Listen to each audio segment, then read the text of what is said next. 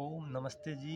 मैं पीयूष आप सभी का बहुत स्वागत करता हूं और आई होप आप अच्छा होंगे। और इस समय शयनशैया पर ना होकर आप इस समय योगा मैट पर होंगे और अपने शरीर को स्वस्थ रखने के लिए कुछ ना कुछ आप एक्टिविटीज़ ज़रूर कर रहे होंगे। आई होप आप सब बहुत अच्छे होंगे, मस्त होंगे। दोस्तों, आज हम बात करेंगे अनुलोम विलोम प्राणायाम के बारे में। दोस्तों, वैसे तो काफ़ी सारे प्राणायाम हैं, लेकिन अनुलोम विलोम प्राणायाम भी एक बहुत ही महत्वपूर्ण प्राणायाम है। दोस्तों, प्राणायाम के बारे में मैं पहले आपसे बता दूं कि प्राण, इसका अर्थ क्या होता है। प्राण कहते हैं जीवन को या फिर सांसों को, और आयाम कहते हैं रोकना, यानी कि अपनी सांसों को रोकना, उन्हें बैलेंस करना, उन्हें संतुलित करना। क्योंकि दोस्तों, जितना सांसों का संतुलन होगा, व्यक्ति उतना ही लंबा जीता है, उतनी उसकी आयु होती है। आपने देखा होगा कि कछुए की जो श्वास होती है वो 20 से 22 श्वास प्रति मिनट होती है। ऐसे ही हाथी की, कुत्ते की, इंसान की, सबकी अलग अलग सिस्टम है ना। जिसकी श्वास जितनी धीरे होगी उसकी आयु उतनी ही लंबी होगी। तो प्राणायाम व्यक्ति की सांसों पर नियंत्रण करता है, बैलेंस करता है, और वो लंबी आयु तक जीने में उसकी मदद करता है। तो दोस्तों, हम जानेंगे अनुलोम विलोम के बारे में। प्राणायाम करने के साथ साथ दोस्तों कुछ सावधानी भी रखनी होती है। कुछ लोग कहते हैं कि साहब हम लंबे समय से प्राणायाम कर रहे हैं, लेकिन हमें उसका कोई ख़ास लाभ, कुछ बेनिफिट दिखाई नहीं देता। क्यों नहीं दिखाई देता? क्योंकि वो गलत तरीके से करते हैं, करने की विधि नहीं आती है, करने का सही समय चुनाव वो नहीं कर पाते हैं। तो मैं आपसे बताऊंगा। दोस्तों, कुछ लोग अनुलोम विलोम को नाड़ी शोधन प्राणायाम भी कहते हैं, पुराने जो आचार्य ऋषि मुनि हैं। क्योंकि हमारे शरीर में दोस्तों 3 प्रकार की नाड़ी होती हैं। पहला, ये जो नाड़ी है बायां, ये मेरा बायां हाथ है, ये बायां स्वर है। ये जो बायां स्वर है इसको चंद्र नाड़ी बोला जाता है। चंद्र नाड़ी शीतलता, शांति और रिलैक्सेशन, आराम का प्रतीक है। वहीं जो ये दायां स्वर है इसको सूर्य नाड़ी बोला जाता है। दोस्तों, सूर्य नाड़ी जो होती है वो ऊष्मा, ऊर्जा, गर्मी, उत्तेजकता और एक्शन का प्रतीक है। तो इसी चीज़ को बैलेंस करने के लिए ये प्राणायाम करना होता है, अनुलोम विलोम। कुछ लोग इसको नाड़ी शोधन भी बोलते हैं, क्योंकि बात उनकी भी ठीक है, क्योंकि ये हमारे शरीर में जितनी भी नाड़ी हैं उन सबको बैलेंस करती है, उन सबको स्थिर करती है। और शरीर में दोस्तों नाड़ियों का स्थिर होना बहुत ज़रूरी है। तो आइए हम जानते हैं किस विधि से इस प्राणायाम को अच्छे तरीके से किया जाता है, कैसे इसका अच्छे तरीके से लाभ लिया जाता है। दोस्तों, सबसे पहले तो आपको एक नाड़ी के बारे में एक बात और बता दूं मैं दोस्तों आपको। हमारे शरीर में जो नाड़ी स्थिर रहती हैं तो वे बॉडी को हर पार्ट्स को बेनिफिट्स देती हैं, बॉडी के हर अंग को मदद पहुंचाती है, लाभ पहुंचाती है। मान लीजिए आप प्राणायाम तेज़ी से कर रहे हैं ऐसे, तो ये तरीका गलत है, क्योंकि इसमें आप सूर्य नाड़ी को जागृत कर रहे हैं, तेज़ी से कर रहे हैं। इससे आपके शरीर में ऊष्मा, ऊर्जा, गर्मी, थोड़ी सी उत्तेजकता बढ़ेगी, जिससे आपके अंदर थोड़ा बीपी की मात्रा भी आपको बढ़ सकती है, चिड़चिड़ेपन की मात्रा भी बढ़ सकती है। और वहीं दूसरी ओर अगर आप इसको कुछ ज़्यादा ही धीमे से करोगे, आप ज़्यादा आराम से करोगे, जैसे ऐसे,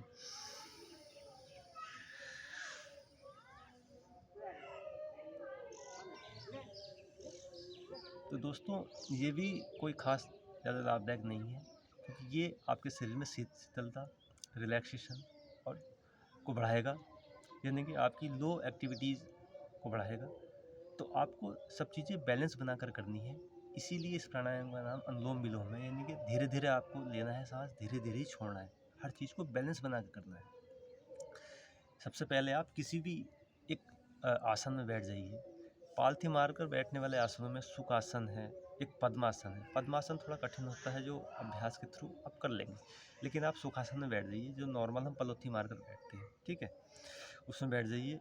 फिर कोई भी एक मुद्रा ले लीजिए आप, जैसे ये ज्ञान मुद्रा है, कुछ लोग इसको अलग तरीके से भी जानते हैं, लेकिन ये ज्ञान मुद्रा है। ऐसे इसमें बैठ जाइए और बाएं हाथ से आपको ये मुद्रा बनानी है इस तरीके से, ठीक है। और दाएं हाथ को आपको ऐसे रखना है। फिर बाएं स्वर से लेना है,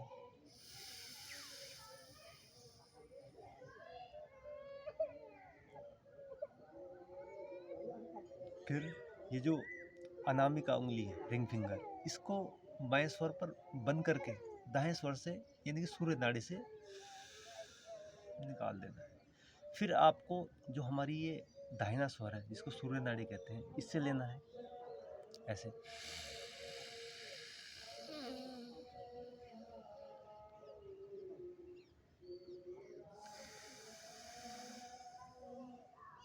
फिर आपको चंद्र नाड़ी से लेना है।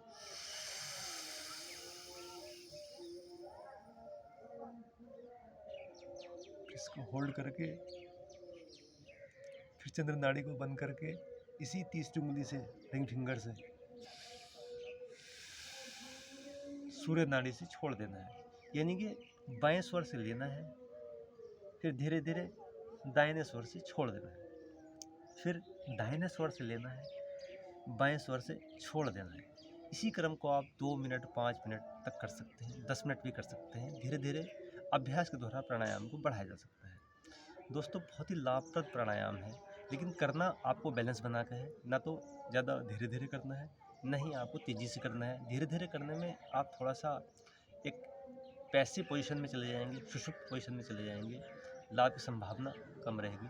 तेज़ करने में शरीर में सूर्य नाड़ी, जो दायां स्वर है सूर्य नाड़ी, वो जागृत होगी, हीट जनरेट होगी, उष्मा ऊर्जा, थोड़ी सी गर्मी पैदा होगी, बीपी की समस्या बढ़ेगी। तो हर काम को बैलेंस बना करना है।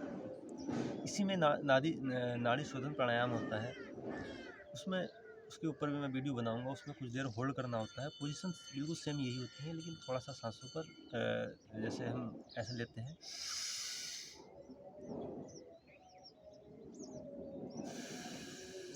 तो कुछ देर ऊपर ना होता है। नेक्स्ट वीडियो में दोस्तों नाड़ी शोधन प्राणायाम पर बनाऊंगा, और इसके लाभ जान लेते हैं आप। सबसे पहले आपको जो मैंने बताया था करने का तरीका आपको होना चाहिए, बैलेंस होना चाहिए, ना तेज ना धीमी, बिल्कुल मीडियम गति से, ठीक है।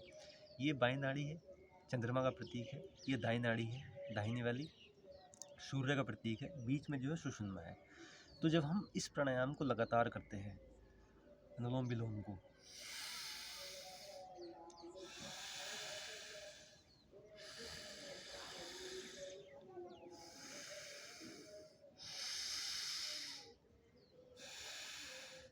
तो दोस्तों लगातार कंट्रोल नियमित तरीके से करने से हमारे शरीर के जितने भी अंग्स हैं, पार्ट्स हैं, सबको नियंत्रण में रखता है। बॉडी में लगातार प्राणों का यानी कि ऑक्सीजन का संचार जो होता है वो कंट्रोल में रहता है, बहुत फ़ायदा पहुंचाता है। लेकिन करने का तरीका ठीक हो। सांस को आपको बैलेंस से करना है। हाथ ऐसे नहीं रखना, ऐसे नहीं रखना, सांस को केवल ऐसे रखना है, बिल्कुल स्थिर करके, ठीक है। और मैं आपसे बता दूं कि दोस्तों हमारे बॉडी में 70% 71% पानी है, और पानी में ऑक्सीजन होती है, ठीक है, जो हमारे लिए बहुत ज़रूरी है। उसको प्राणवायु भी कहा जाता है ऑक्सीजन को।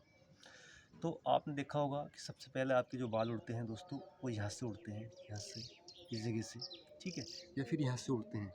जो बीच का जो भाग होता है, ये वाला जो भाग होता है, यहाँ से उड़ते हैं। क्यों? क्योंकि दोस्तों यहाँ ऑक्सीजन का लेवल सबसे कम होता है, यहाँ और यहाँ।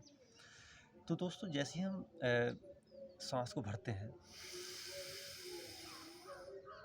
तो हमारी ये वाला जो नाक वाला रास्ता है यहाँ से, और पूरा इस हिस्से में जो भी चीज़ें हैं, जैसे आँखें आती हैं, माइंड्स आता है, हेयर्स हैं, उन सबको ये बहुत लाभ पहुँचाती है। क्योंकि दोस्तों शरीर के जिस हिस्से में भी ऑक्सीजन की कमी होगी, वो हिस्सा आपको इंडिकेट कर देगा कि भाई मुझ में ऑक्सीजन की कमी है और मैं प्रॉपरली तरीके से काम नहीं कर रहा हूँ। जैसे एक वीडियो मैंने हाथ के एक्यूप्रेशर के ऊपर बनाई थी। हमारे हाथ का, पूरी बॉडी का जो जितने भी पार्ट्स हैं, उनका सिस्टम इस हाथ की हथेली से है। जितने भी पार्ट्स हैं उनको प्रभावित करने वाली जो नसनाड़ियाँ हैं वो हमारी इस हथेली में हैं। जैसे मान लीजिए ये हार्ट का पॉइंट्स है, यहाँ ये अगर आपके हार्ट में कोई प्रॉब्लम होगी तो आपको ये कुछ दिनों पहले ही आपको इंडिकेट करना शुरू कर देगा कि भाई मैं प्रॉपर कार्य नहीं कर रहा हूँ, ठीक है, मेरा इलाज करो या मेरा ट्रीटमेंट करो। जैसे ये पहली और दूसरी उंगली के बीच में आँख का पॉइंट्स है। अगर अब आपको आँखों से संबंधित कोई भी प्रॉब्लम है तो आपको ये चीज़ें यहाँ दुखन होगी, ये चीज़ें आपको इंडिकेट करेगी। तो ठीक है दोस्तों, शरीर में ऑक्सीजन की बहुत आवश्यकता होती है, और ये बालों के लिए, आँखों के लिए, और आजकल लेस फिजिकल एक्टिविटी वाले लोग जो कम व्यायाम करते हैं, लेट सूटते हैं, चिड़चिड़े होते हैं, उल्टा सीधी चीज़ें खाते हैं, उनके जीवन में जो अपरिवर्तन होता है दोस्तों, उसको सही करने के लिए प्राणायाम बहुत ज़रूरी है। आजकल छोटे-छोटे बच्चों को तनाव, एंग्ज़ायटी, चिड़चिड़ापन, स्ट्रेस, ये सब चीज़ें हैं। उनके लिए दोस्तों ये प्राणायाम बहुत ज़रूरी है, क्योंकि जितनी भी मानसिक व्याधि होती हैं, मेंटल डिजीज़ जैसे तनाव, डिप्रेशन, एंग्ज़ायटी, चिड़चिड़ापन, ये सब माइंड से होती हैं, ये मानसिक बीमारी है। तो मानसिक दिमाग को स्वस्थ रखने के लिए उसमें ऑक्सीजन पहुंचाना बहुत ज़रूरी है। जब ऐसे प्राणायाम आप भरोगे तो नाक, आँख, कान और मस्तिष्क ऑक्सीजन पहुंचेगी। मैंने आपसे बताया था कि हमारे शरीर में 70% पानी है, पानी में ऑक्सीजन होती है। तो पानी शरीर के लिए कितना ज़रूरी है, तो ऑक्सीजन भी शरीर के लिए बहुत ज़रूरी है। तो दोस्तों, जिस हिस्से में भी ऑक्सीजन की कमी होगी, वहीं प्रॉब्लम होगी, वहीं आपको वो इंडिकेट करेगा। जैसे यहाँ कमी रहती है, यहाँ बाल उड़ जाते हैं, यहाँ कमी रहती है, यहाँ बाल उड़ जाते हैं। तो यहाँ दिमाग में ऑक्सीजन पहुँचाने के लिए, बालों तक ऑक्सीजन पहुँचाने के लिए आपको अनुलोम विलोम प्राणायाम करना बहुत ज़रूरी है। ठीक है दोस्तों, आपको ये करना है 2 मिनट, 5 मिनट, 10 मिनट। पूर्ण लाभ लेने के लिए कम से कम आप इसको 5 मिनट कीजिए। 5-5 मिनट के आप 2 सेट बना लीजिए, और आई होप आपको ये जानकारी बहुत अच्छी होगी। दोस्तों, हमारे शरीर में जहाँ भी ऑक्सीजन की कमी होती है ना, तो वहीं वो अपना असर दिखाने लगती है। ठीक है, मैंने बताया था कि गंजेपन का एक बहुत ही आम रोग चल रहा है आजकल। तली भुनी चटपटी तीखी खाने से शरीर में ऊष्मा बढ़ती है, हीट उत्पन्न होती है, और ये हीट बीमारी का सबसे बड़ा कारण हीट ही, ऊष्मा ही है। तो दोस्तों, आप प्राणायाम करें। बालों के लिए, आँखों के लिए, गंजेपन के लिए बहुत ही बढ़िया चीज़ है, बहुत ही अच्छी चीज़ है। शरीर के प्रत्येक पार्ट्स में ऑक्सीजन पहुंचाने के लिए नाड़ी का बैलेंस होना, जो मैंने अभी आपको बताया, वो बहुत ज़रूरी है।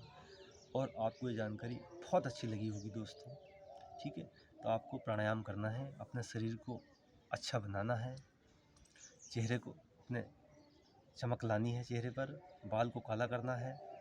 ये सब चीज़ें आप इस प्राणायाम से आप फ़ायदा उठा सकते हैं। आई होप आप अच्छा जीवन बिताइए, स्वस्थ रहिए, मस्त रहिए। और दोस्तों, मेरी जो मुहिम है half an hour for every day, यानी कि आधा घंटा अपने शरीर के लिए, आप उसको आप अपने जीवन में ज़रूर इम्प्लीमेंट करेंगे, ज़रूर लागू करेंगे। आई होप जानकारी आपको अच्छी लगी होगी। वीडियो में अगर कहीं कोई त्रुटि रह गई हो तो आप कमेंट्स के माध्यम से बता सकते हैं दोस्तों।